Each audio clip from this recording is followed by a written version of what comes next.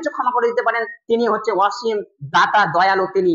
আর এই আল্লাহ মানে অনেক দয়া, তিনি আপনার পাপ ক্ষমা করে দিতেই পারে। কিন্তু একটা পাপ মানুষের সাথে জড়িত, গীবত, বদনাম, পরনিন্দা, পরচর্চা, এই পাপটা যার নামে আপনি করবেন, সে যতক্ষণ পর্যন্ত আপনাকে না ক্ষমা করবে, তার হাত ধরে আপনাকে ক্ষমা চাহাতে হবে। সে যতক্ষণ পর্যন্ত আপনাকে না ক্ষমা করবে, ততক্ষণ আল্লাহ আপনাকে ক্ষমা করবেন। কেন? আল্লাহ বলছেন হাদিসে কুদসি, ইন্নী হারামতু যুলমা আলাইহা, আমি আমার উপর অত্যাচার হারাম করেছি। তুমি গীবত বদনাম করবে মানুষের আর ক্ষমা চাহাবা আমার কাছে? এটা হতে পারে না, অসম্ভব, ইম্পসিবল।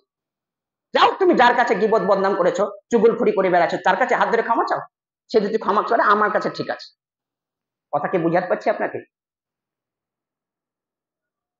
ক্ষমা করতে শিখুন মানুষকে, মানুষের পাপকে ঢেকে রাখতে শিখুন। এইভাবে এত কেন মানুষের পেছনে লেগে থাকেন হুন্ডা হয়ে? এত কেন গীবত বদনামের পরিমাণ বাড়ছে? আর এত কেন মানে দোকানে বাজারে এত আড্ডাই বা কেন পিটতে হবে? এটা বুঝে আসছেন।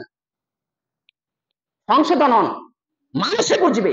এগুলো মানুষেরই বোঝার প্রয়োজন আছে, পশু প্রাণীর বোঝার প্রয়োজন নাই। কারণ পশু প্রাণীর জান্নাত জাহান্নাম নাই, তাদের বিচারের মাঠ পর্যন্ত শেষ। মানুষেরই জান্নাত জাহান্নাম আছে। তাহলে সুতরাং এটা মানুষকে বুঝতে হবে। জান্নাত পাওয়া কঠিন, জাহান্নাম সহজ। মনের প্রবৃত্তিকে মন মতো চলে যারা, ইচ্ছা মতো চলে যারা, জাহান্নামে যাবে তারা। মন মতো চলে যারা, জাহান্নামে যাবে তারা। নিয়ম নীতি, রুলস এন্ড রেগুলেশন, নিয়ম নীতির নামই হচ্ছে জান্নাত। বোঝা যাচ্ছে? যারা দুনিয়াতে মানুষের পাপকে ঢেকে রাখে, তারা জান্নাতে যাবে, এ কথাই ঠিক। আল্লাহ সুবহানাহু ওয়া তাআলা তাদের পাপকে ক্ষমা করবে।